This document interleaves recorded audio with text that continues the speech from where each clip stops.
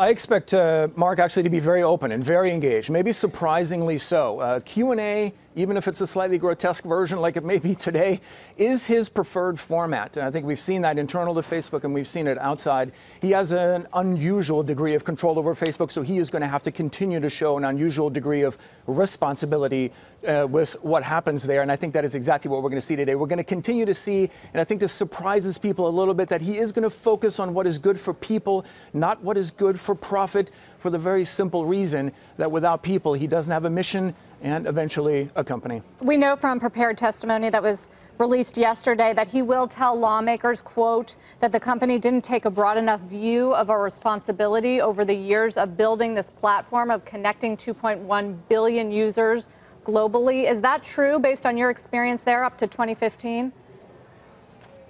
Well, I think it is. And what happens when you're trying to innovate, especially at this scale, what happens is you have to have an almost ridiculous amount of optimism to get up in the morning and build the world something that didn't exist before, or certainly didn't exist before at this scale. And then when you do that, you begin to discover that to be truly successful in the long term, you also have to be very vigilant. And I think what we've seen, and I think we've heard it now from Mark very clearly for a few weeks, is that there's been an enormous amount of innovation, and I think that's undeniable, but not enough vigilance. And I think that's the debt that Mark is going to try to work off, and he'll tell us more about what his game plan will be today.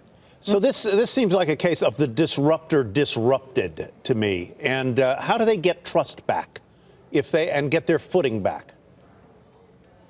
I think you have to get out of this exactly the same way you got into it, which is you have to keep building. I used to work for Andy Grove, the CEO of Intel, and he would always say you can never build yourself either out of a save yourself out of a downturn or out of a negative event like this. You always have to build yourself out of it, and even the specter of regulation. I think history suggests that the outcomes in especially consumer technology are not really controlled by regulation, right? Blockbuster, Yahoo, and Nokia didn't fail because of regulation, and Google, Apple, and Facebook aren't succeeding because of it. I think they're market forces, and those market forces, we have to all remember, are controlled by us and the choices that we make about which products we prefer and which products are meeting our expectations. That's what Mark is going to have to do. First, to step back up to that bar of the expectations that we had of him taking care of how we feel when we use this product, taking care of our data. And he's going to have to work himself out of the hole and then back beyond it. Speaking of choices being made, how did Facebook get here? You were there. What decisions were made? Did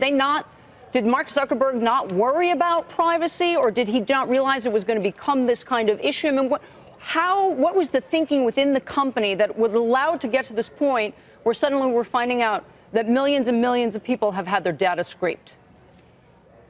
Well, I think, the other thing that's so hard about innovation when you're building something new that hasn't existed before is to know what will happen if you're actually able to be successful and to increasingly spend more time planning, not to attempt to be successful, but planning for what you're going to do if you are. To have people on the team whose entire job it is to think about what the bad guy will do if we're really this successful, right? If you attract 1.4 billion people a day, some of them are not going to be great people. And some of the process of using that product is not going to be as joyful as perhaps it used to be. And so you need to increasingly swing and overcorrect for that protection, that vigilance, instead of that obsession with building and writing the next line of code. And that maturation, by the way, is something that we've seen historically in all great consumer technology leaders. It happened to Andy Grove, to Steve Jobs, to Reed Hastings. To go back to the spirit of Michelle's question, was this a case of Facebook or Zuckerberg not seeing the potential danger in allowing an app developer to do what it did with the data, or that they were blind to it because they were blind to it because they were going to make money off of it? Where does the culpability lie here? Or were they just too arrogant? Yeah, I think it is going to be the former. I think it is not enough anticipation. And I think that is, can look a little bit like arrogance. You're so busy building something that you haven't thought enough about the implications. But I've seen Zuckerberg in an innumerable, number of instances, back in the 7 years when I worked for Facebook, walk away from profit opportunities that wouldn't have met with the public's expectation if they really knew the inner workings of them. So, it's my strong belief, having seen both Mark and Sheryl in action very closely, that this is not a matter of being, willfully willfully blind or being opportunistic or profiteering. I think it is simply a matter of not anticipating well enough, which, by the way, should be an expectation that we have of him, and one that he has to rise to. It's just as big a deal, as willfully making a mistake. Hey there, thanks for checking out CNBC on YouTube. Be sure to subscribe to stay up to date on all of the day's biggest stories. You can also click on any of the videos around me to watch the latest from CNBC. Thanks for watching.